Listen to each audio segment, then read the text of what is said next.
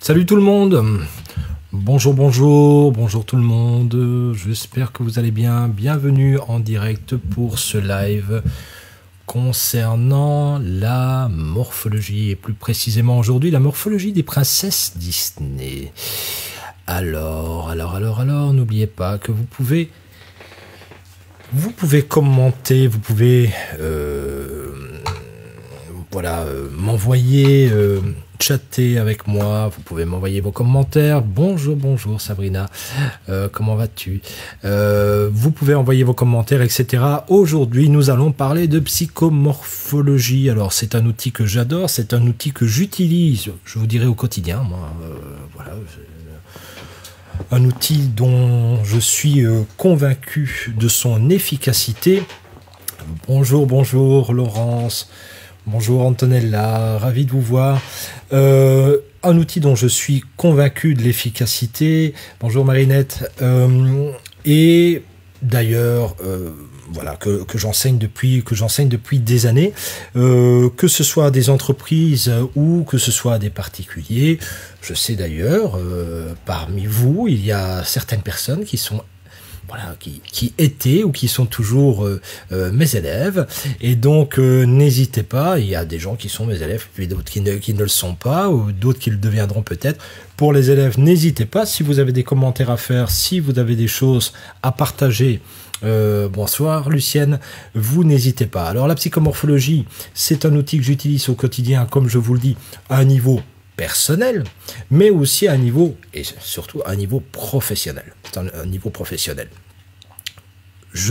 J'enseigne cette discipline, j'utilise cette discipline par exemple pour personnaliser mes coachings, j'utilise aussi cette discipline notamment pour l'orientation, etc., l'orientation professionnelle, l'orientation scolaire.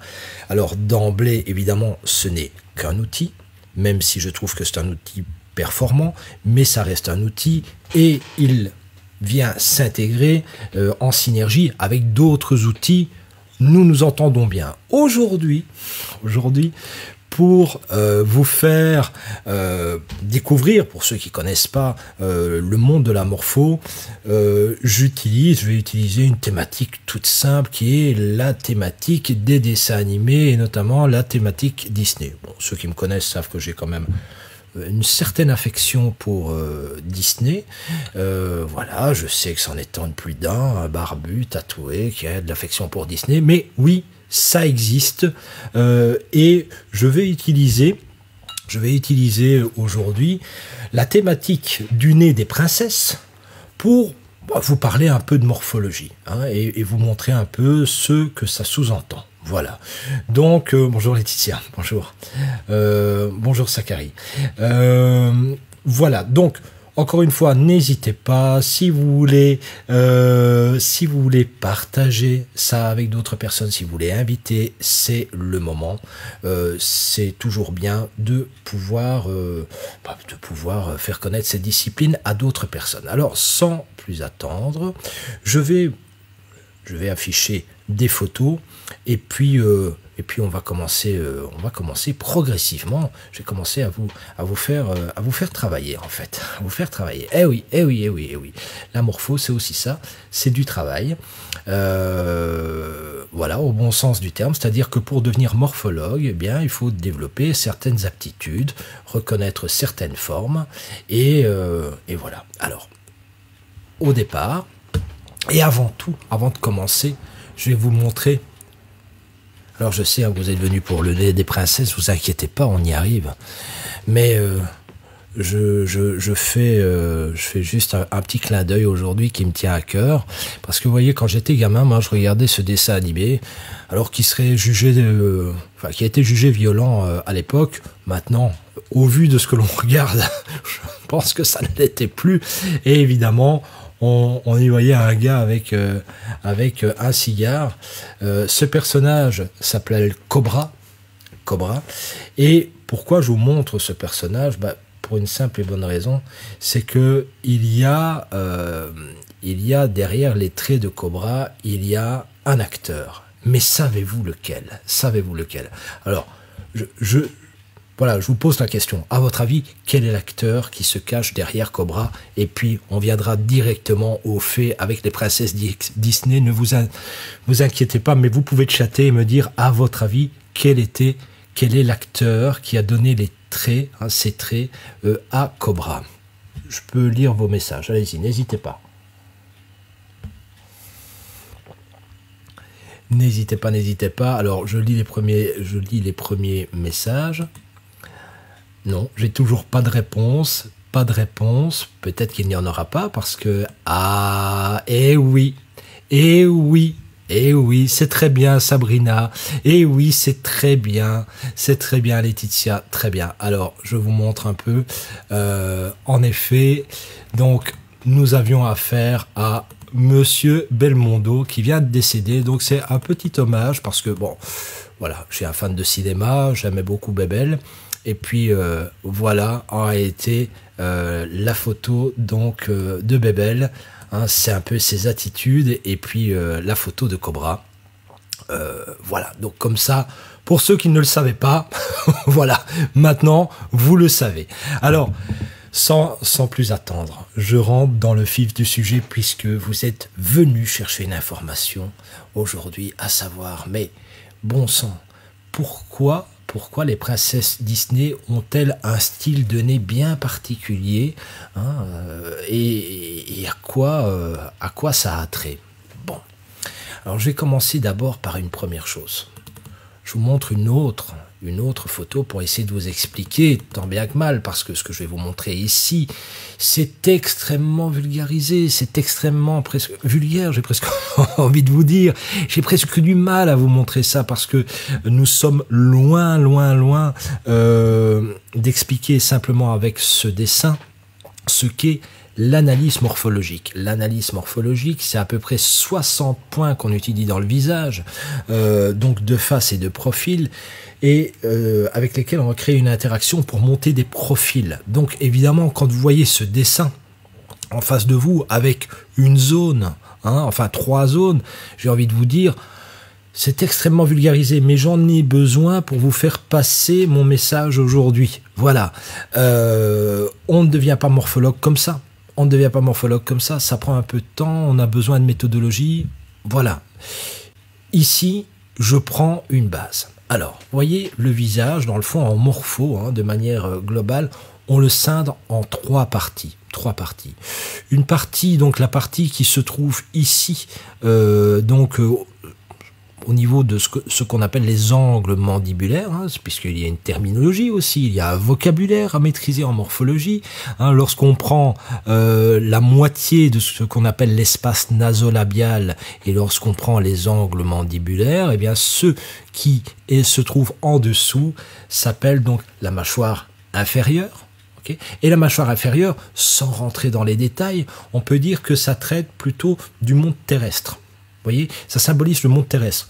C'est en relation avec les aptitudes physiques. C'est en relation avec ce qui nous permet de nous adapter à notre milieu, notamment au réel, et à pérenniser notre espèce. Donc, par exemple, pour pérenniser mon espèce et pour survivre, j'ai besoin de pouvoir me battre, j'ai besoin de pouvoir fuir, j'ai besoin aussi peut-être d'argent pour survivre, de biens matériels, etc., etc. J'ai besoin évidemment de respirer. Enfin, bref. Toute cette partie-ci symbolise, si vous voulez, cette relation à la Terre. C'est symbolique. J'utilise aujourd'hui un langage symbolique parce que je ne veux pas rentrer dans trop de détails techniques, mais c'est infiniment technique et il y a une logique scientifique derrière.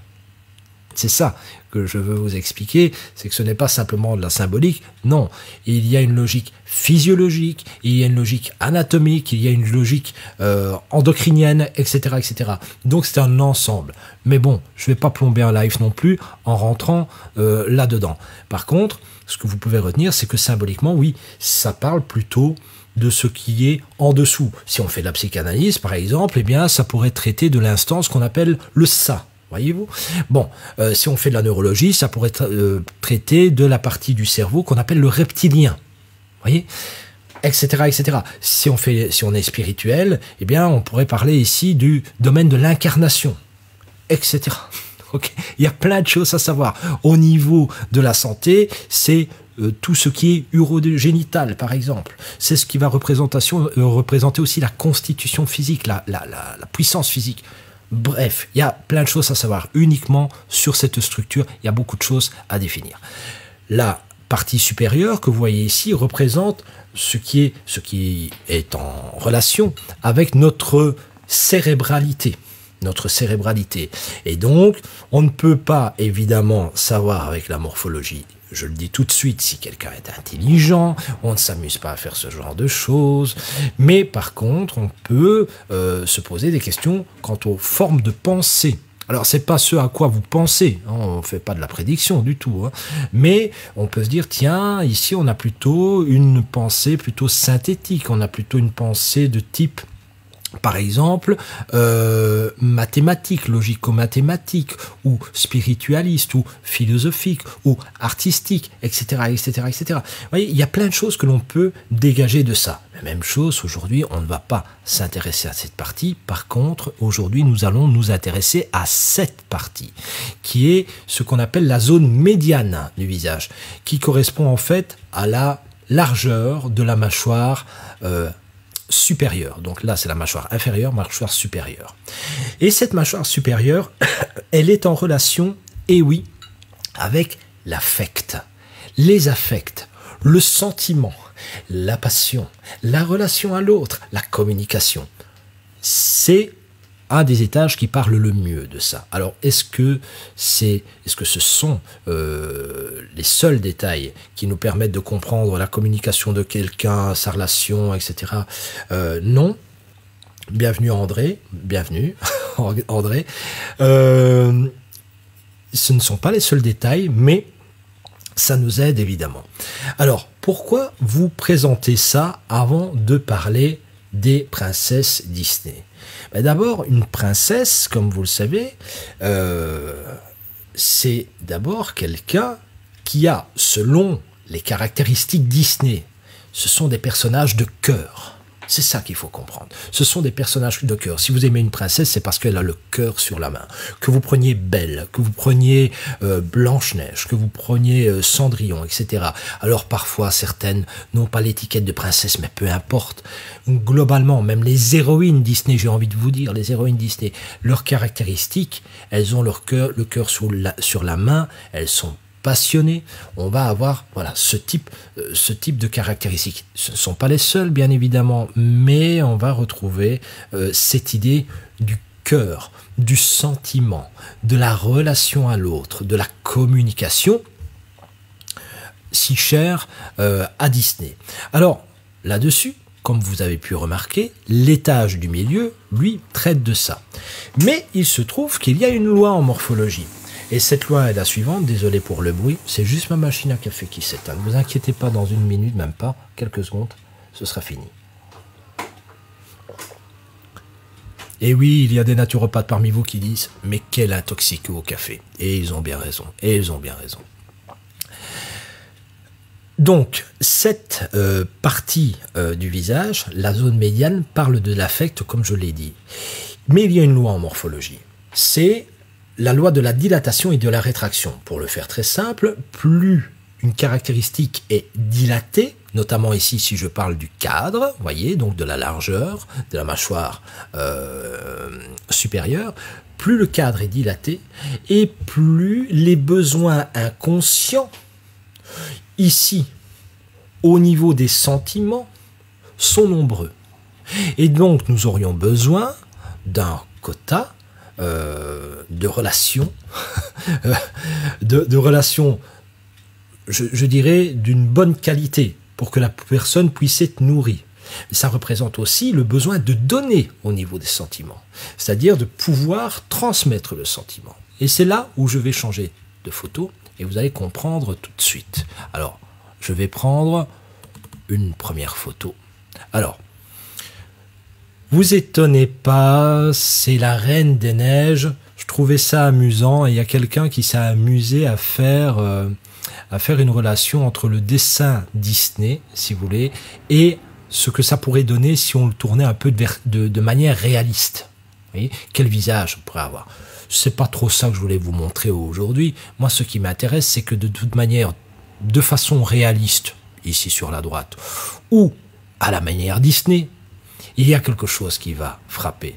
C'est que l'étage médian, donc mettez une ligne ici, hop, voyez, la mâchoire inférieure est un peu en rétraction, le front va être un peu aussi, va être la deuxième dominante, mais la toute première dominante, ce qui est le plus large, hein, c'est tout cet espace médian, tout ça, ça va être large. Et ça va nous donner une forme très ogivale ou très ronde. Alors, quel est d'abord le sens de ça, au vu de ce que je viens de vous expliquer? Vous comprenez alors que dans le visage, ce qui est dilaté, ce qui domine, c'est en réalité la zone affective. Alors pourquoi mettre ça? Tout simplement parce que qui regarde ces dessins animés? Vous allez me dire, vous regardez, moi aussi je regarde. Mais qui regarde ces dessins animés? Les enfants. Et les enfants, ils ont besoin de voir dans la structure du dessin animé, chez le héros, ici qui plus est chez l'héroïne, ils ont besoin de voir certaines valeurs. Par exemple, si le héros est extrêmement fort ou l'héroïne est extrêmement forte physiquement, ils ont besoin de le voir. Si la personne est extrêmement gentille, a des qualités de cœur, est vertueuse, ils ont besoin de le voir. Ça doit être exprimé, non pas au travers, enfin pas seulement, au travers de ce qui sera dit en mots, mais aussi de ce qui sera exprimé par la forme. Donc, la forme recherchée par les dessinateurs Disney n'a rien à voir avec le hasard. Il y a en réalité, dans chaque forme, il y a toujours une idée. Toujours. Donc un psychomorphologue, c'est quelqu'un qui comprend par le biais de la forme l'idée sous-jacente, c'est-à-dire la psychologie, certains mécanismes psychologiques. C'est ça en fait, un psychomorphologue. Et donc chez les dessinateurs Disney, ce qu'ils essaient de mettre en avant, évidemment, il n'y a pas que, mais dans les dessins, par exemple pour les plus petits, c'est que cette zone qui est la zone médiane, c'est-à-dire la zone de l'affect, eh bien, est extrêmement développée chez l'héroïne, chez la princesse, qui plus est.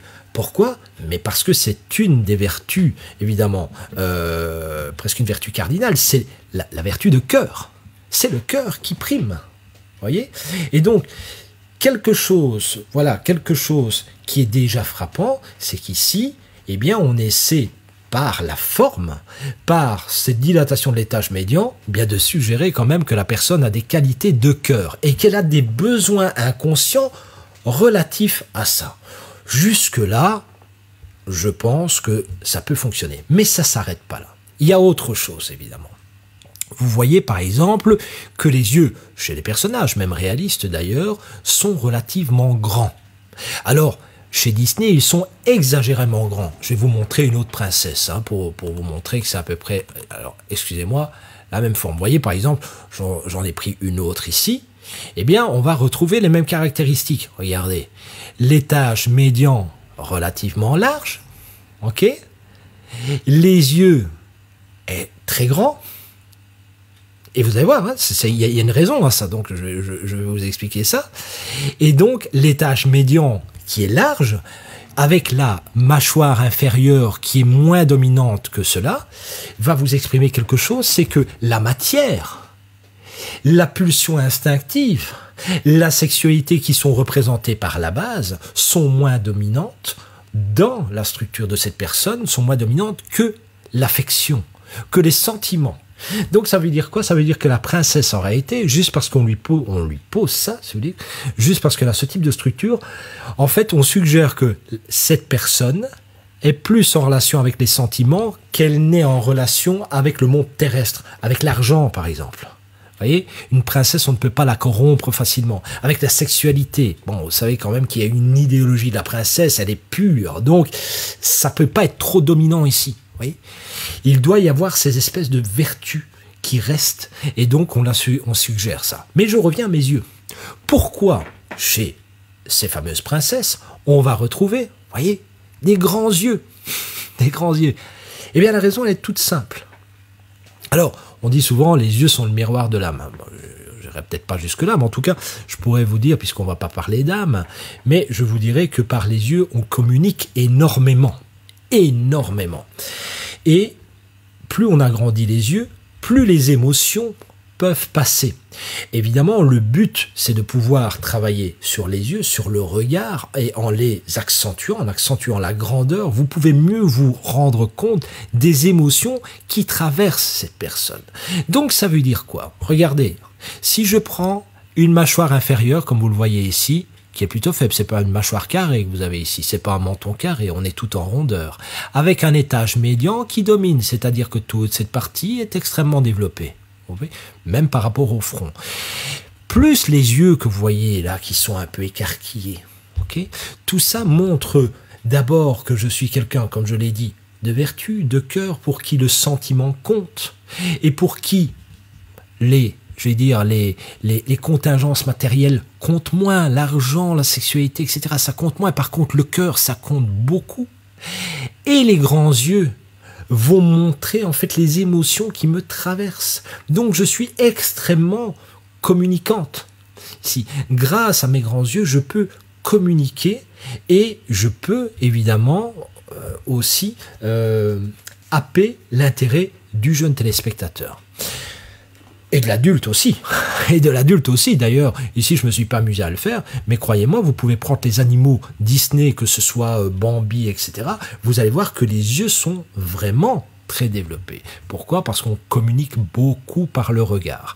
Il faut savoir, messieurs, dames, que lorsque vous regardez quelqu'un, alors, oui, les grands yeux comme le chapeauté, exactement. Pourquoi? Parce que le chapeauté, rien qu'avec ses yeux, il peut te faire fondre.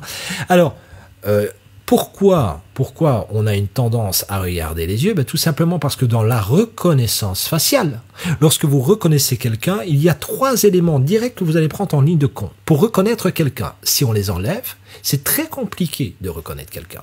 Ces éléments sont la couleur de la peau, la lisière de donc l'implantation du cheveu et la couleur, et les sourcils, donc qui sont proches des yeux.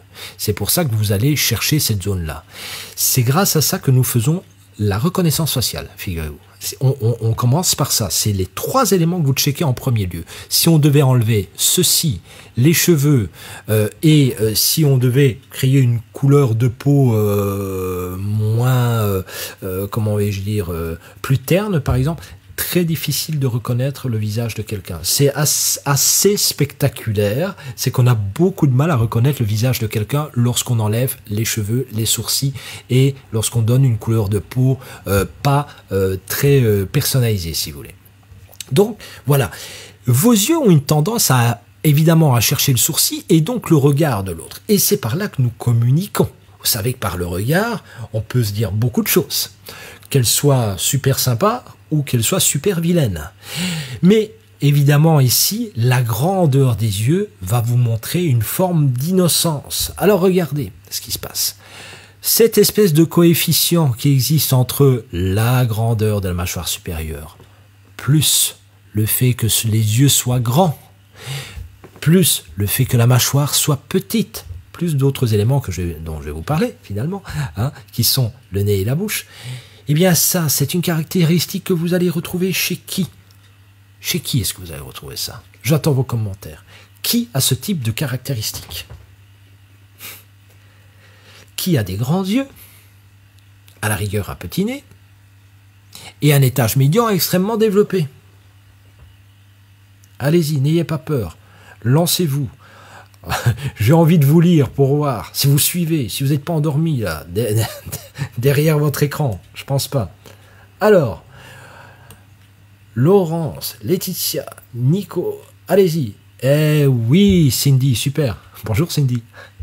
Les enfants, les bébés, les enfants en bas âge ont ces caractéristiques. Mais oui, Sabrina, les enfants doivent se reconnaître dans le dessin. Comprenez, ils doivent pouvoir s'identifier. Et donc, grâce au dessin, eh bien, nous avons, oui, c'est bien ça, Laurence, les enfants, donc les bébés, les enfants en bas âge.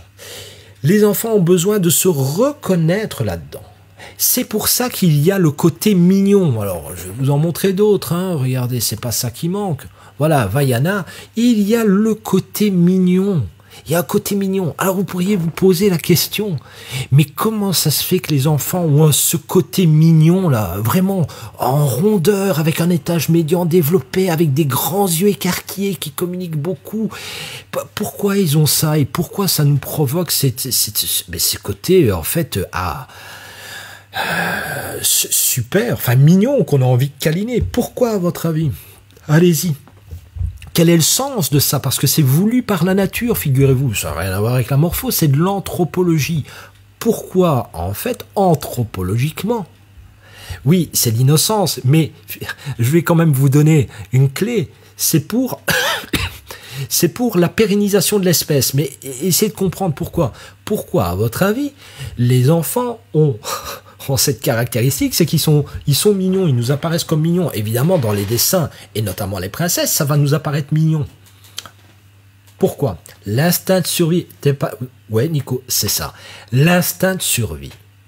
Super, monsieur Mazzoni. Très bien, très bien. Bonne note pour ce soir. Vous allez devenir un vrai morphologue. La protection de l'enfant. Exactement, madame Sophie. Bonsoir, madame Sophie. Race, ça me fait plaisir de vous voir. Alors, pourquoi? Mais oui, en fait, en réalité, l'enfant, eh bien, il est démuni. Le petit homme, il est démuni. Et pour essayer de ne pas se faire croquer, de susciter, en fait, l'empathie, eh bien, il acquiert ce type de forme. La forme, cette forme est volontaire pour lui donner plus de chances de survivre. C'est pas de la morpho, c'est de l'anthropologie. Mais la morpho, en réalité, se nourrit de l'anthropologie. Donc c'est ça qui est intéressant, on va retrouver ça. Et qu'est-ce que nous allons retrouver chez nos héroïnes? Eh bien, on va retrouver ces caractéristiques de rondeur, donc d'étage médian beaucoup plus développé, les grands yeux qui sont développés, plus certains points de détail qui vont les différencier. Ben oui, évidemment, parce qu'on ne peut quand même pas avoir complètement les mêmes structures. Si vous prenez Vaiana, et je vais venir au nez, le nez par exemple, regardez, vous voyez, le nez est plus large ici, et le lobule du nez est plus rond, avec des petites narines. Hein. Si vous prenez Rebelle, regardez la finesse de la structure du nez. Ça veut dire autre chose, la finesse de la structure du nez. Il y a aussi les petites narines, un tout petit lobule, mais c'est super fin. Mais regardez, hop, on retrouve le médian, le front qui ne prédomine pas, la mâchoire inférieure qui ne prédomine pas, et vraiment tout cet espace qui domine. L'enfant peut donc se reconnaître là-dedans, ok, et peut, grâce aux yeux, dire, ok, c'est très émotif, c'est très communicant, c'est très relationnel, etc. Et ce personnage possède les qualités de cœur nécessaires pour devenir une princesse. Mais ça ne s'arrête pas là, et je sais que vous êtes venu pour une raison particulière, à savoir, alors après je vous montrerai les méchants, hein, celles qui sont considérées comme méchantes. Mais alors, le fameux nez, parce que c'est la thématique de tout ça. Mais pourquoi ça vient en dernier? Parce que l'étage affectif, donc chaque étage, possède, si vous voulez, une porte d'entrée, hein, et des fenêtres. Donc par exemple, ici, c'est les fenêtres de l'étage cérébral. Bon, c'est un peu particulier parce que de manière classique, c'est comme ça, mais selon l'importance de l'étage, on peut les mettre soit en correspondance avec l'étage affectif, soit avec l'étage cérébral. En bref, de manière classique, ce serait les fenêtres qui donnent vers le haut, hein, l'étage du haut. Ici, l'étage médian, le nez, et la bouche, l'étage du bas. Bon, là aussi, il y a une relation donc entre la largeur, hein, de l'étage et la construction de ce qu'on appelle les vestibules sensoriels. Alors, nous allons parler du vestibule sensoriel principal de l'étage médian, c'est-à-dire de l'étage affectif. Oui, la mignontitude, c'est le bon terme, oui, côté très mignon pour Marinette. Alors, ce petit nez là, parce que c'est une caractéristique, les princesses ont des petits nez. Elles n'ont pas que ça, hein. En règle générale, le cou est relativement long. Donc je fais déjà le rapport, hein. Cou relativement long, la mâchoire inférieure un peu plus en rétraction et plus fine, et à un étage médian extrêmement développé, des grands yeux, vous commencez à comprendre l'histoire. Alors le long cou va amener ce qu'on appelle la secondarisation. La secondarisation, qu'est-ce que ça veut dire? Le long cou, le port de tête d'une princesse, hein, le long cou, c'est celui qui peut postposer sa pulsion. Un cou beaucoup plus trapu va montrer une forme de puissance physique et donc quelqu'un qui est plus soumis à sa force et à sa pulsion, alors que le cou relativement long va montrer une forme de dégagement, d'élévation par rapport aux contingences matérielles. Ça va montrer quelque chose de plus élégant, si vous voulez, plus au-dessus de la masse. Il y a quelque chose de ça. On ne se laisse pas aller à ces simples impulsions ici. Attention, on est une princesse, hein, ou on est quelqu'un d'élégant. Peu importe que ce soit un prince, une princesse, on va retrouver ces caractéristiques. Donc, le cou est relativement long, comme j'ai dit, les yeux, l'étage médian, mais il y a donc ce nez. Et ce nez, eh bien, c'est le nez de l'enfance. Eh oui, parce que maintenant, nous allons parler de cette fameuse porte d'entrée qui est le nez. Le nez, le saviez-vous? Le nez bouge. Eh oui. Alors, vous allez me dire, oui, mais c'est normal, il y a tout qui bouge dans la morphologie. Non, non. Par exemple, vous avez exactement la même oreille en termes de proportion. Vous avez exactement la même oreille que lorsque vous étiez nourrisson. Exactement la même. La seule chose, c'est la grandit. Mais les proportions, c'est identique. Donc, si vous aviez, par exemple, un lobe un peu carré, votre lobe, il est resté carré. Ça ne change absolument pas. Par contre, le nez, il bouge. Et il y a des parties du nez qui se figent à un certain moment, et il y a des parties du nez qui continuent à bouger. C'est parce qu'elles vivent d'amour et d'eau fraîche, et pas d'air, donc pas besoin d'un grand nez. Bien, madame Rass, bien. Pas mal du tout comme analyse. Alors, ici, donc, vous voyez, voilà, vous marquez n'importe quoi et voilà, je ne sais plus travailler maintenant. Alors, le nez, je reviens, la construction du nez. Donc, comme je vous dis, le lobule continue à évoluer tout au long de la vie. Il peut évoluer, il peut grossir, mais par contre, il peut même se fendre. Mais la ligne du nez, c'est-à-dire la structure que vous voyez ici, par exemple, le fait qu'ici nous ayons un petit nez retroussé, eh bien, ce petit nez retroussé, à partir de 12 ans, si au-delà de 12 ans, il n'a pas bougé, il ne bougera plus. C'est fini. Donc, jusque-là, il peut encore bouger, mais la ligne du nez ne bougera plus à partir de 12 ans. C'est terminé. Qu'est-ce que ça veut dire?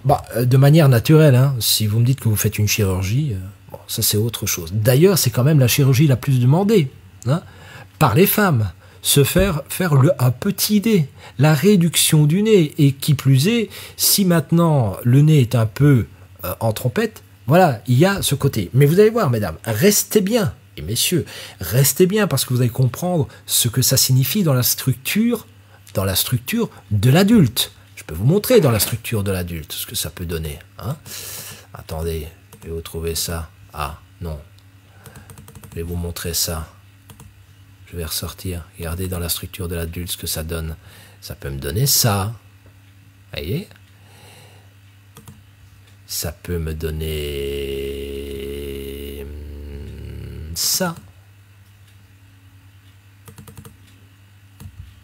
Vous voyez?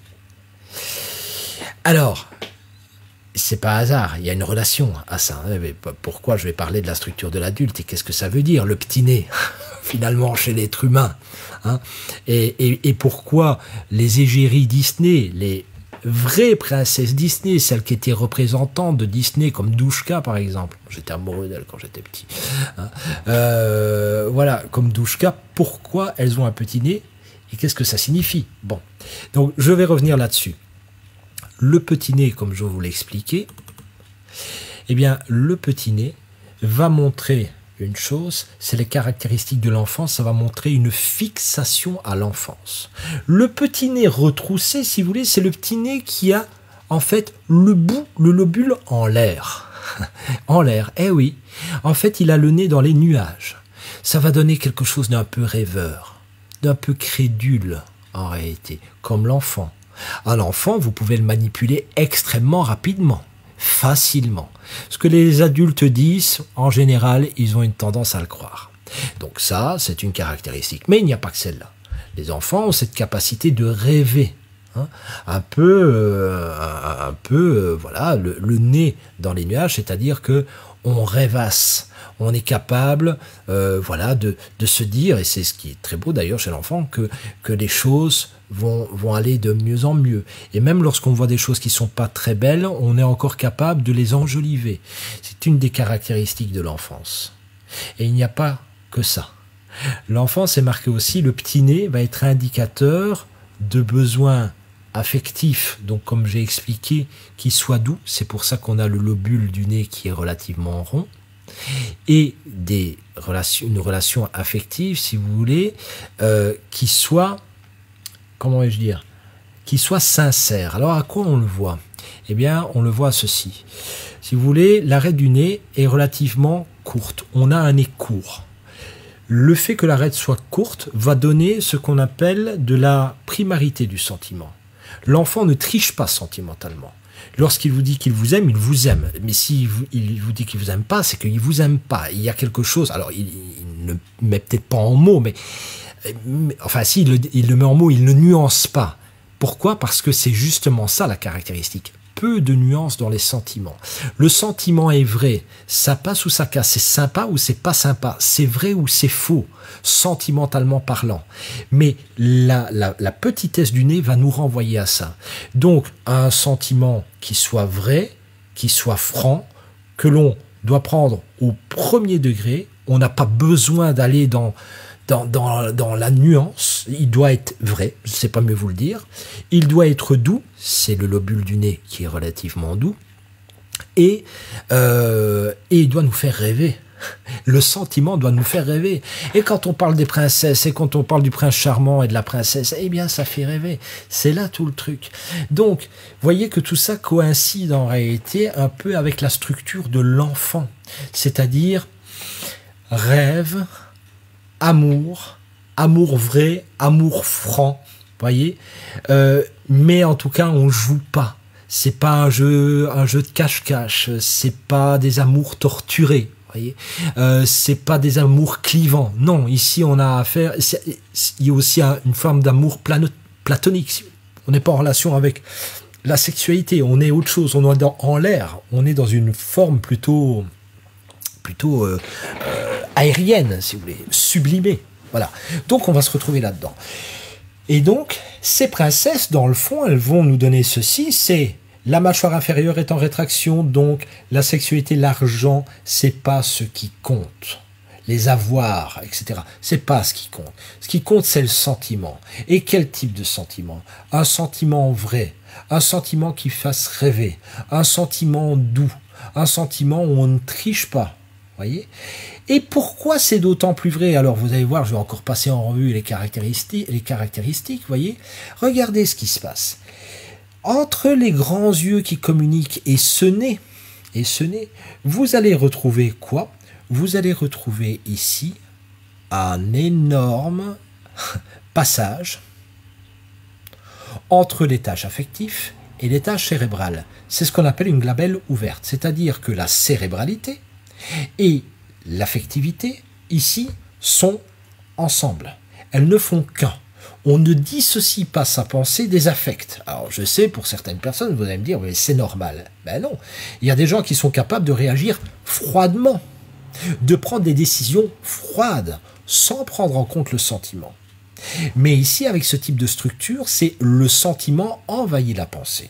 C'est-à-dire que nos décisions et nos pensées seront toujours empreintes de sentiments. Mais quel type de sentiment?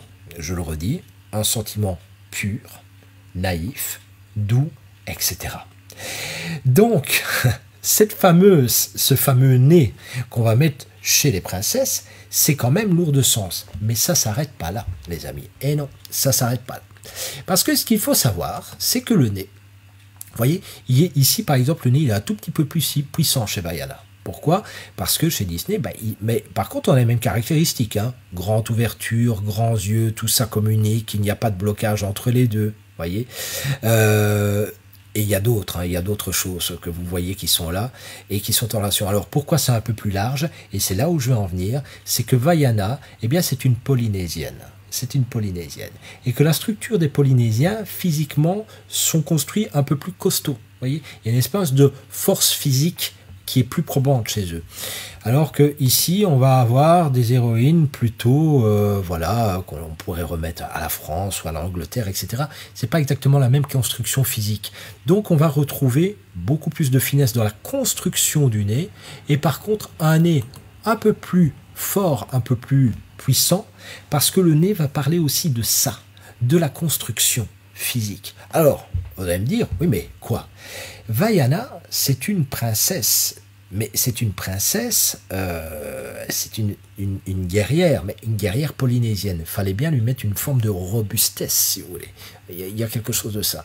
Mais plus le nez sera fin, comme vous le voyez ici, plus le nez sera fin, et plus ça va vous montrer de la finesse dans la construction. Quelqu'un qui a un physique, si vous voulez, qui n'est pas puissant au sens où on l'entend, robuste pour travailler la terre, mais plutôt quelqu'un qui est fin et qui est élégant. Alors je vous le donne en mille. À votre avis, et c'est pas moi qui l'explique, anthropologiquement, pourquoi est-ce que les femmes, donc dans la caractéristique de la princesse, les petits pieds, le long cou, le nez fin, la mâchoire inférieure fine, pourquoi est-ce que finalement tout ça sont des signaux dits princiers? Alors on a parlé de l'élévation,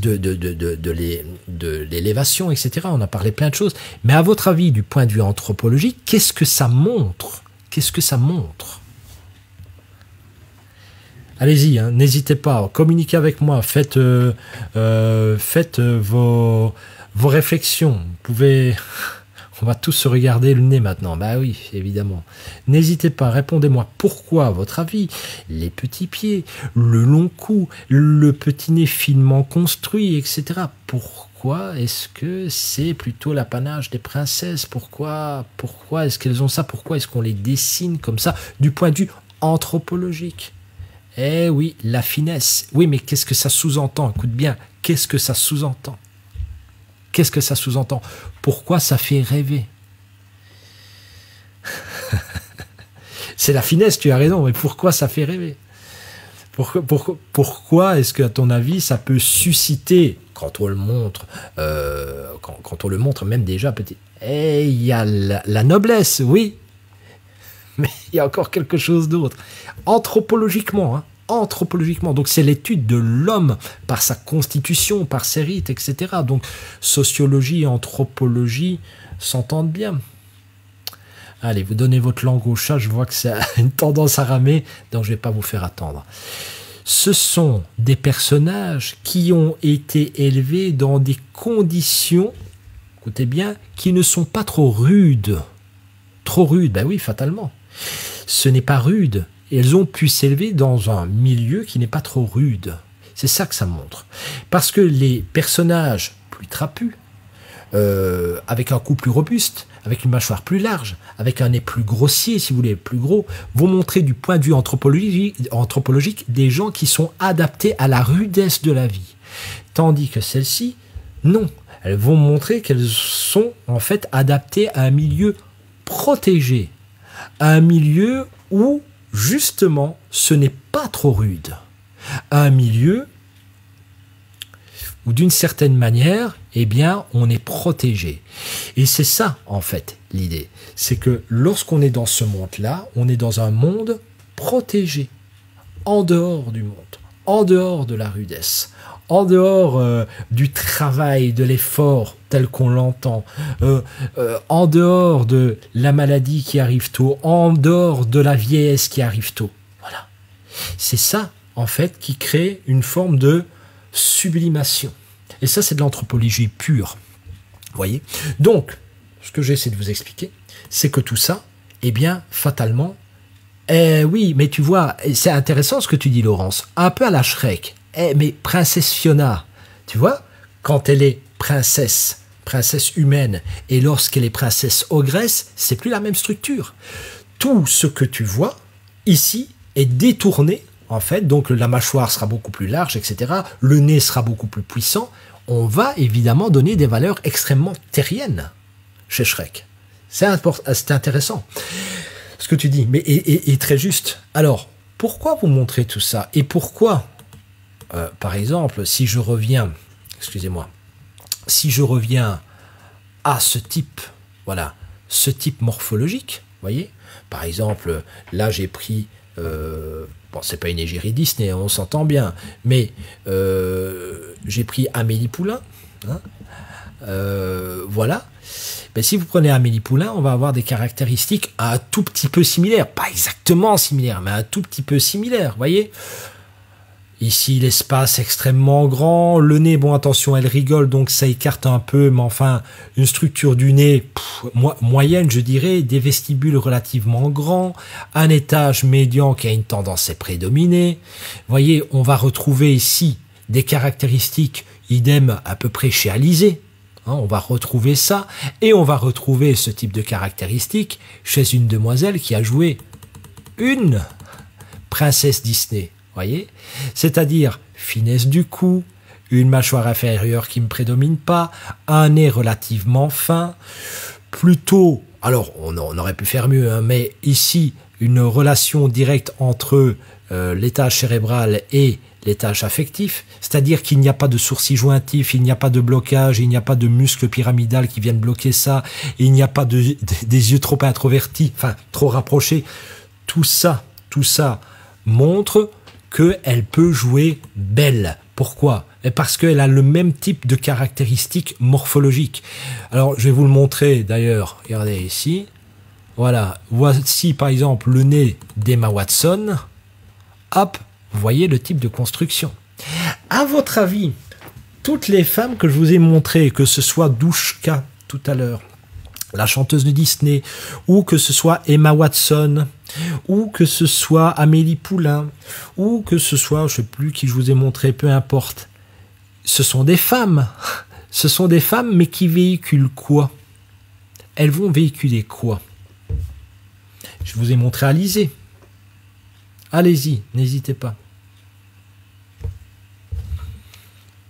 N'hésitez pas, même si vous avez peur de vous tromper, c'est une forme de jeu, si vous voulez, c'est de l'initiation, c'est pour jouer. Hein.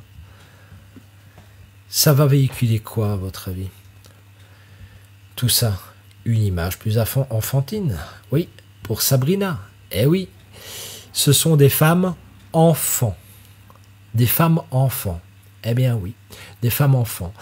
Alors, par exemple, si vous prenez Emma Watson, là, ce type de caractéristique va donner envie, par exemple, à un homme, à un mâle. Je n'ai pas dit tous les hommes, mais à un mâle, en règle générale, le petit nez va donner ce côté, vous voyez, un peu fragile. Ça va susciter son intérêt protecteur. C'est pour ça que la femme enfant, elle fait toujours recette. Il y a toujours eu ça, la femme enfant. Ben oui. La femme enfant, c'est la femme qui est mûre sexuellement, avec qui on peut avoir une relation pour un homme, mais qui en même temps va donner... Alors, à tort, excusez-moi, parce que parfois j'entends des bêtises avec ça, on dit « Oh, bah alors les hommes sont tous des pédophiles ». Non, pas du tout, hein, on ne parle pas de ça du tout. Ça va simplement titiller l'aspect protecteur de l'homme. Et la protection, parce qu'on se dit, bah, en fait, l'homme perçoit, mais sans le savoir, tout ça c'est inconscient, eh bien il va percevoir un côté mignon, qu'on a envie de protéger, un peu fragile, un peu qualitatif, vous voyez, voilà, un peu enfant, peut-être un peu crédule, et donc on a envie de protéger ça. C'est ça, en fait, qui va se passer chez l'homme. Et c'est pour ça que, de plus en plus, maintenant, vous le verrez, vous penserez à moi, sur les panneaux publicitaires, beaucoup de femmes possèdent une double caractéristique. Une mâchoire plus large et un petit nez. Écoutez bien, une mâchoire plus large. Alors que là, ce sont des mâchoires en rétraction. Une mâchoire plus large, mais un nez petit. Et à votre avis, pourquoi? C'est une raison, écoutez bien, c'est une raison économique. Je blague pas, hein. C'est une raison économique. Mais qu'est-ce que ça peut être? Pourquoi est-ce que le publicitaire cherche un maximum? Vous n'aurez pas toujours ça, bien évidemment, mais chez les femmes qui sont en gros plan, voilà, sur les affiches publicitaires actuellement, on va retrouver souvent des femmes avec des mâchoires plus larges et des petits nez. Mais pourquoi alors une mâchoire plus large? Puisque je suis en train de vous dire que finalement, la mâchoire moins large, ça a un côté moins testostéroné.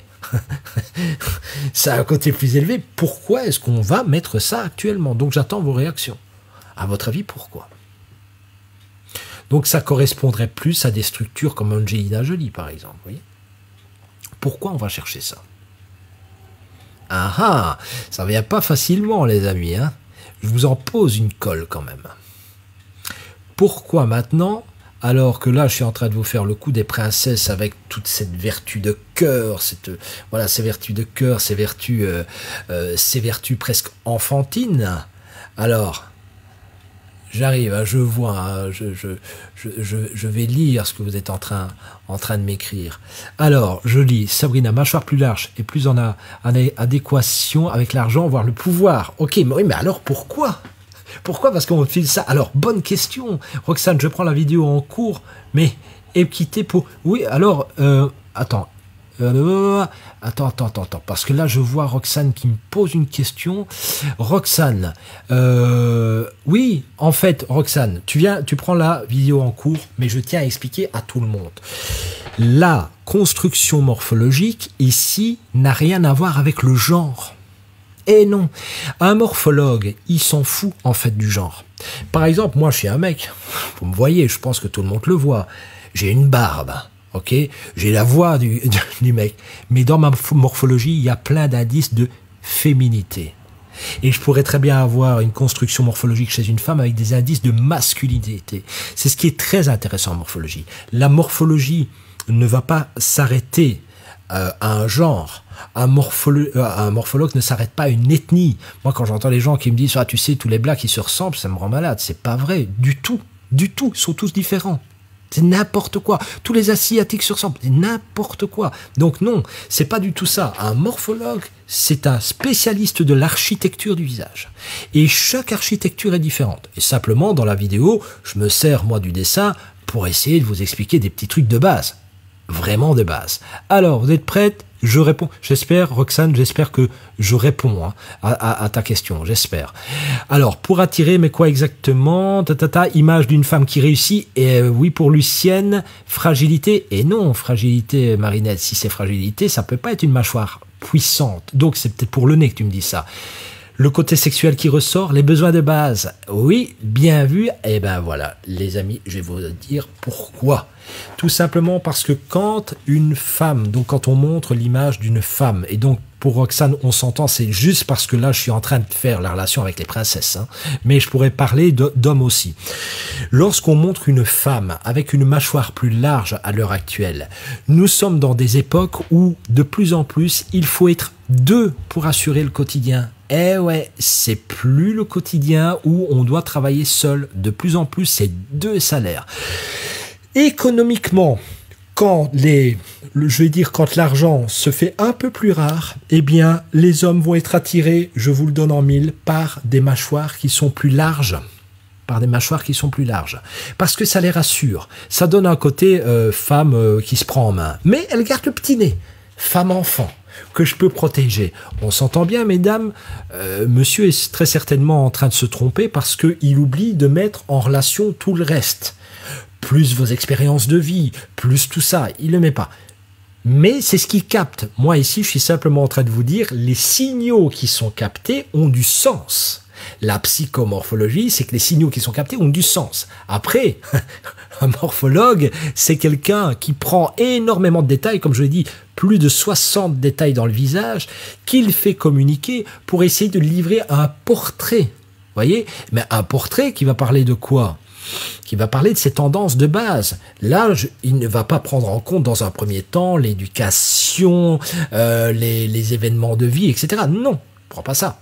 Dans un premier temps, c'est ce qu'il fait, mais il faudra prendre tout le reste en compte. C'est ça qui est important. Donc, c'est pour ça que je vous dis, c'est un outil, hein, on s'entend bien. Alors, les besoins de base, bien vus, etc. Et oui, mesdames, et oui, c'est ça. C'est tout simplement parce que ça rassure les hommes. Mâchoire inférieure développée, donc économiquement et physiquement, elle doit assurer, donc relativement indépendante. Et le petit nez qui est là, ça me rassure, je peux encore jouer mon rôle de mâle de mâle protecteur. Vous voyez? Mais alors, n'allez pas dire « Oh, les mecs, c'est des cons, hein, ils sont basiques. » Non, non. Écoutez bien, c'est un rapport mâle-femelle, désolé, hein, j'utilise ce terme, je sais qu'à l'heure actuelle, il faut faire très attention à ce qu'on dit, mais mâle-femelle au sens archétypal, au sens fondamental de base, au sens biologique, comme je dis, c'est pas politiquement correct ce que je dis, mais biologiquement exact. C'est deux choses différentes. Les gens, pour l'instant, jouent sur le politiquement correct, mais pas sur le biologiquement exact. La réalité, c'est que la construction morphologique, eh ben, fatalement, elle a un impact. Elle a un impact sur nous. Donc, voilà, si vous avez une mâchoire XXL, voyez, ce qui a déterminé cette mâchoire XXL, c'est le taux de testostérone. Que vous le vouliez ou pas, femme ou homme, peu importe, c'est le taux de testostérone. Donc, s'il y a un taux de testostérone plus développé chez vous, bah, ça veut dire qu'il y a un comportement qui va suivre. Il y a une physiologie, il y a un métabolisme qui suit. C'est ça que j'essaie de vous expliquer, et toutes les structures du visage ont leur raison d'être. Donc, pour en terminer, pas pour vous tenir non plus, hein, parce que j'avais dit à peu près 1 heure de live, voilà. Alors, je vois aussi. Et si l'inverse... Alors, je lis Louis. Louis qui me dit, et si l'inverse, une mâchoire, et si c'est l'inverse, excuse-moi, et si c'est l'inverse, une mâchoire étroite et un nez plus prédominant, qu'est-ce que ça veut dire? Alors, le truc, c'est que si tu prends, je suis désolé, hein, je ne pourrais pas te répondre comme ça, pas parce que je ne le sais pas, tu dois bien t'imaginer, mais si tu prends un nez plus proéminent, ça ne veut strictement rien dire pour moi, dans mon jargon à moi, parce qu'un nez proéminent, si tu veux, c'est un nez qui peut être soit aquilin, soit qui peut être convexe, alors que celui-ci, il est concave. Ça peut être un nez droit plus proéminent. Il y a plein de choses. Donc, en fait, ce que tu me donnes, c'est une grande généralité et je ne connais pas... Roxane qui me dit, ça veut dire qu'on est dans la mer? Non, pas du tout. Pas du tout. Donc, je continue à répondre à Louise, hein, excuse-moi. Il me faudrait aussi des caractéristiques, si tu veux, des laitages affectifs.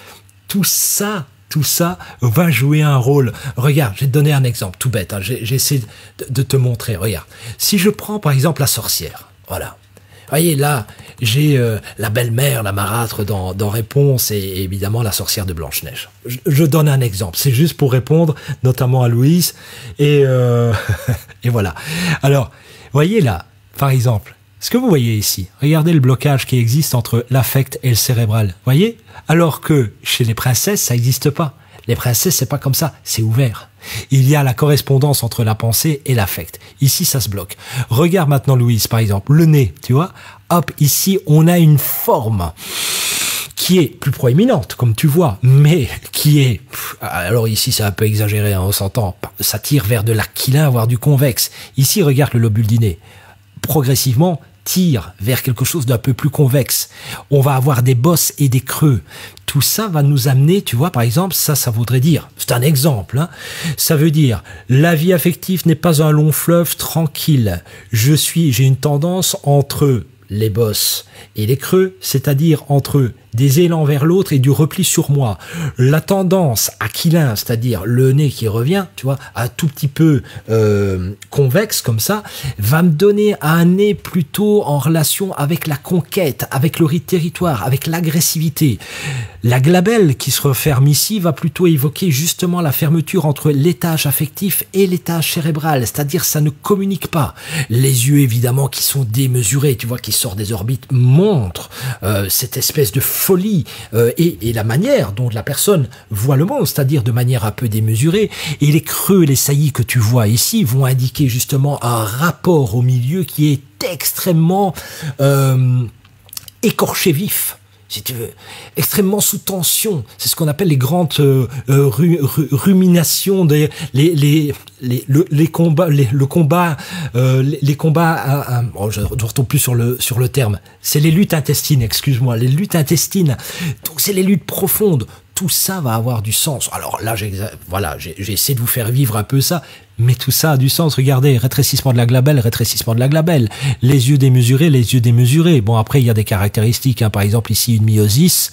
Là, on va moins l'avoir, mais là, on a une myosis, c'est-à-dire une rétraction de la pupille.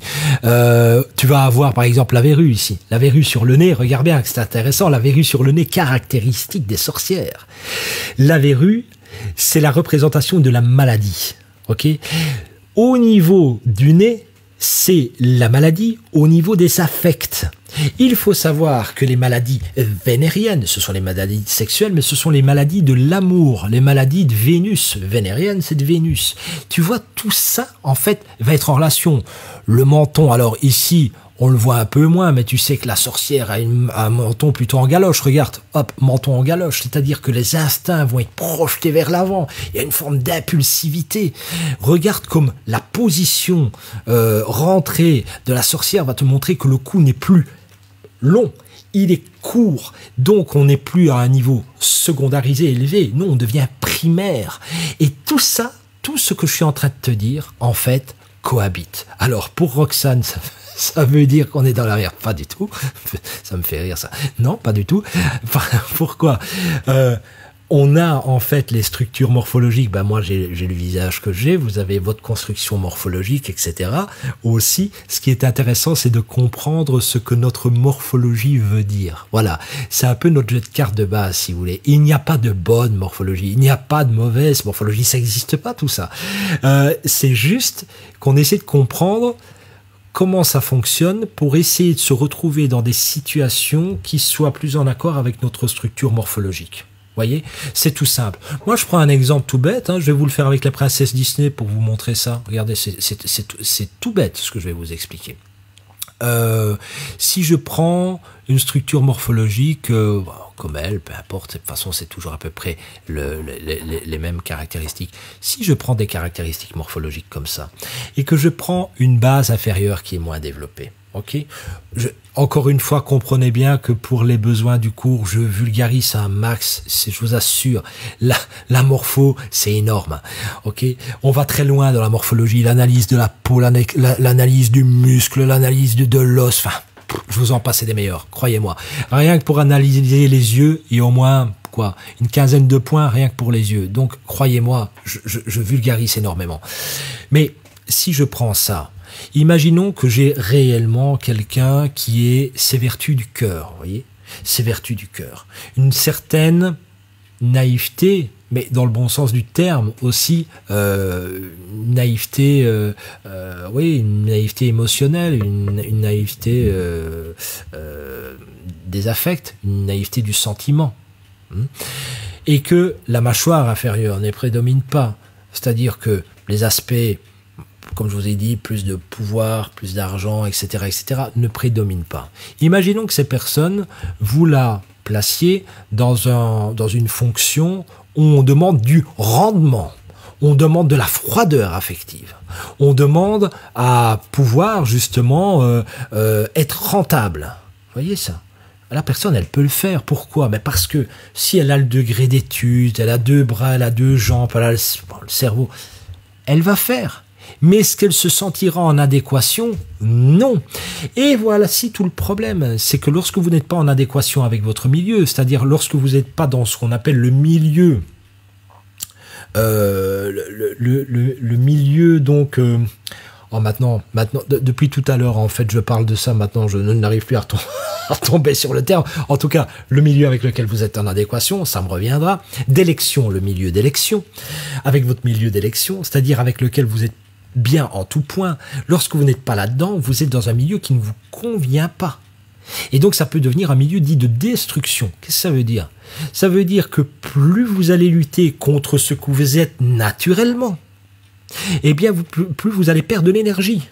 Plus vous perdez de l'énergie, et moins cette énergie va aller par rapport, par exemple, à la réparation tissulaire, loi de base de la psychologie. L'énergie nerveuse va aussi à la réparation tissulaire, à votre métabolisme, etc. Tout ça, c'est extrêmement important. Donc, si ça ne va pas, ça c'est ce que Freud résumait d'une certaine manière, lorsque vous avez une névrose, la névrose peut engendrer la maladie sur un plan psychique et organique. C'est exactement la même chose. Névrose, chute d'énergie nerveuse, c'est exactement la même idée. Donc plus vous êtes en lutte avec ça, et plus ça devient compliqué. Donc, imaginons, je reprends ces personnages vertueux, que sont les princesses. Eh bien, si je reprends ça et que je devais vraiment les reprendre dans la vie de tous les jours, comprenez bien que là où je les place dans un milieu où, par exemple, le sentiment serait un sentiment qui ne serait pas vrai, s'il faut tout le temps ruser sentimentalement, s'il faut se couper du sentiment, si, comme je vous ai dit, il faut être productif, mais tout ça, ça fonctionne pas. Ça ne fonctionne pas. Voilà. Et donc, je me suis servi aujourd'hui, et j'espère que ça vous a plu, je me suis servi aujourd'hui de la morphologie par rapport aux princesses Disney pour vous expliquer, et il y a encore d'autres choses, mais pour vous expliquer de manière globale pourquoi ça nous fait rêver, pourquoi les enfants se reconnaissent, pourquoi nous on se reconnaît, parce que chez nous, il faut savoir qu'il y a une règle. Quand vous voyez ça dans le visage, par exemple, d'un dessin animé, vous avez une tendance à vous projeter et à revoir l'enfant que vous aviez en vous. C'est pour ça qu'en réalité, on a mal quand on voit quelque chose qui arrive à un enfant. Parce qu'on a tous été des enfants. Lorsqu'on voit un enfant qui est terrifié, par exemple, à la télé, nous-mêmes, on est terrifiés. Mais pourquoi? Mais on a tous été des enfants, donc on s'identifie. Donc, vous voyez cette espèce de projection que nous pouvons faire aussi dans le visage de ces héroïnes ou des héros Disney. Pour répondre à Roxane, tout à l'heure, je pense que c'est elle qui me parlait de l'équité, etc. Il faut savoir que les princes ne sont pas construits n'importe comment. De toute façon, rien n'est construit n'importe comment. Il y a du sens. Je te dirais même, pour ceux qui ont l'occasion d'aller voir peut-être... d'aller voir Disney, si vous allez non pas du côté du parc mais du côté des studios, il y a un endroit où on voit la Belle et la Bête et qui sont dessinés, et il y a l'explication du dessinateur de la Bête qui explique exactement pourquoi il a choisi tel élément et pourquoi il l'a disposé comme ça, ce que ça veut dire, ce que ça suscite. Donc faut pas s'imaginer que c'est une lubie de morphologue qui voit des signes partout. Non, c'est quelque chose que les dessinateurs de haut vol connaissent, que les designers connaissent. La seule chose, c'est que le morphologue, lui, il peut se servir de ses compétences et les placer, par exemple, dans le domaine du coaching. Et donc, avec ça, on peut faire du coaching. Donc, on peut faire, par exemple, du coaching d'orientation, pas qu'avec cet outil, comprenez bien, j'ai bien dit en synergie avec d'autres choses, mais ça peut jouer un rôle dans l'orientation, ça peut jouer un rôle dans la communication en couple, oui, ça peut jouer un rôle dans la séduction, comprenez bien. Par exemple, c'est pas un hasard, vous voyez? Regardez ici. Je vous montre une petite astuce, regardez. Pourquoi ça, c'est court? Regardez, je vais vous les montrer tous. Regardez, c'est court, l'espace nasolabial est court, le M de la bouche rejoint le nez. Vous voyez? Regardez ici, c'est super court. Et quand vous vous maquillez et que vous faites un M qui élève ça, vous êtes en train, donc même si vous le reconstituez, vous êtes en train d'envoyer un signal où les instincts et l'affect fusionnent. En fait, ce que vous êtes en train de dire, c'est que vous ne seriez pas capable de coucher sans éprouver de sentiments. Ils fusionnent tous les deux. C'est dingue, mais c'est comme ça. Et c'est là, il y a plein de signaux qui sont là, qui en réalité, c'est un morphologue en fait. Je vais rire demain au boulot, je vais dévisager mes clients. Oui, c'est un peu ce que font les... Alors, oui. Alors, au départ, quand on fait de la morphologie, c'est la tendance. On commence à regarder à tout le monde. Après, moi, on me pose toujours la question, on me dit, mais toi, alors, t'analyses tout le monde? Non, je vous le dis clairement, non. À un moment donné, vous vous détachez de tout ça parce qu'autrement, vous n'êtes plus spontané. Et puis, vous savez, vos proches, ils commencent à en avoir marre de l'analyse comme ça. Donc, réellement... Non, à un moment donné, on s'en détache. Mais c'est comme apprendre la danse, si vous voulez. C'est exactement la même chose. Au départ, vous regardez le professeur et puis vous bloquez sur les pas que le professeur va vous montrer. Et puis, une fois que c'est intégré, vous commencez à vous détacher de ça, vous trouvez votre style et ça devient beaucoup plus fluide. C'est la même chose avec la morpho. Mais c'est un véritable outil. Ici, encore une fois que j'y ai détourné un peu pour vous expliquer de manière sympa comment ça peut fonctionner, pour comprendre, voilà, sous un nouvel angle. Je te remercie, Laurence, de me le dire, que je te l'ai fait voir sous un nouvel angle.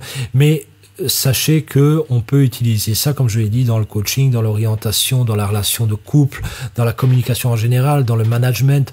Peut utiliser ça, enfin moi je forme des managers à ce type de technique, voilà, pour essayer de justement mieux manager les gens. Il y a quand même des gens qui ont besoin, par exemple, de plus d'écoute que d'autres, de nuancer, par exemple. Regardez, c'est tout simple, mais voyez bien ici, par exemple, quand on a une structure plus affective, la sémantique doit être liée. Si par exemple, imaginons, hein, c'est souvent un cas, mes élèves vont rire, mais imaginons que à un moment donné, je parle de nutrition et que je dis, je sais pas moi, à quelqu'un qui soit très affectif, eh bien, à partir de maintenant, nous allons établir des objectifs, nous allons apprendre à rationaliser nos repas afin d'atteindre des objectifs. Nous allons commencer par une division justement des quantités, nous allons réduire nos apports, etc.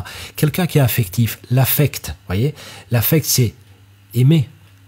Manger, c'est lié, ça crée du bonheur aussi. Si vous commencez comme ça, vous allez la perdre. Par contre, si vous dites, maintenant nous allons faire peut-être une forme de rééducation alimentaire, nous allons nous ouvrir à de nouvelles saveurs, nous allons multiplier les expériences gustatives. Voyez, quand on voit tout ça, quand on parle comme ça, on a plus de chances de parler à l'affect. Mais si vous parlez de manière extrêmement froide et rationnelle, par exemple, comme un cortical pur, ça n'ira jamais, bien évidemment. C'est pour ça qu'on l'utilise aussi dans les techniques de management, dans les approches clients, et tout ce que vous voulez. Parce que ça aide énormément. Voilà, tout simplement. Bon, bref, je vous remercie. Ce petit live, il est fini. Parce qu'on a quand même fait 1h10, les amis, sur base d'un nez. Sur base d'un nez. Mais, et encore, hein, donc... croyez-moi, il y a vraiment beaucoup de choses à dire. Donc, voyez, la largeur de la glabelle, la structure de l'arête nasale, le lobule, les ailes narinaires, la distance qui existe entre le nez et la bouche, comment dire, la relation qui existe entre l'arête et les sourcils, la distance entre les yeux, etc., etc., la forme des yeux, les couleurs des yeux, enfin bref, je vous en passe. Il y a énormément de points de détail. Et voilà. Et donc j'ai Fanny qui dit, et je te remercie, j'ai eu l'occasion d'avoir des cours de morpho avec Dominique dans le cadre de la naturopathie. Et donc, je ne sais plus, voilà. Excuse-moi, parce qu'entre-temps, il y a un message qui est arrivé. Je crois d'ailleurs que c'est Nicolas qui est venu perturber, hein. Voilà, donc dans le cadre de la naturopathie et du coaching en psycho-émotionnel, et je vous garantis que c'est un outil incroyable. Je te remercie, Fanny. Et par exemple, voilà, Fanny, c'est une coach, elle travaille avec tout ça depuis maintenant quelques années, et elle l'utilise, elle, pour performer. Bon, voilà, vous voyez, donc on peut faire beaucoup de choses, même travailler dans le monde de l'entreprise, c'est assez incroyable, mais on a des demandes là-dedans. Donc, voilà. J'espère que ça vous a plu. N'oubliez pas, il y a une formation qui aura lieu en morphologie pour ceux que ça intéresse. Vous pouvez aller voir, il y a le lien ici dans le descriptif. Hein. Et il y aura de toute façon aussi un live qui aura lieu. Alors, on va vous fournir la date. De toute façon, si vous cliquez sur le lien directement, vous allez voir le prochain événement où je vais parler de la formation en psychomorphologie. Donc là, je parlerai que de ça. De quoi elle est constituée, qu'est-ce que l'on voit, qu'est-ce qu'on peut faire, etc. À qui elle s'adresse. Je fais que ça. Si vous êtes intéressé, n'hésitez pas, vous pouvez cliquer sur ce lien, partager, etc. Je ne sais plus la date, mais je pense que c'est vers le 20, pour que la formation, pour ensuite, évidemment, qu'il y ait du monde à la formation. Voilà. C'est, en général, les formations, ça se passe, je pense, relativement bien, c'est plutôt sympa, on s'amuse beaucoup, et apprendre à découvrir sa structure morphologique, ça nous aide beaucoup, d'abord à mieux nous accepter, mais aussi à mieux accepter les autres, et à travailler notre communication. Voilà, facing. Donc c'est le 25. Le 25, je te remercie. Le 25. Donc de toute façon, il y a une publicité qui est en train de tourner. Ne vous étonnez pas, vous verrez aussi des publicités concernant la naturopathie. C'est normal. En naturo, on a une toute petite base, toute petite. Mais la véritable formation en morpho, elle est à part, mais on peut faire des relations entre le visage et la naturopathie, des relations entre la psychologie et la naturopathie. En bref, voilà, il y a plein de choses qui sont bonnes. Les amis, je vous remercie de m'avoir suivi. Je vous souhaite une excellente soirée. Voilà. Bisous à tout le monde. Salut, salut. Ciao.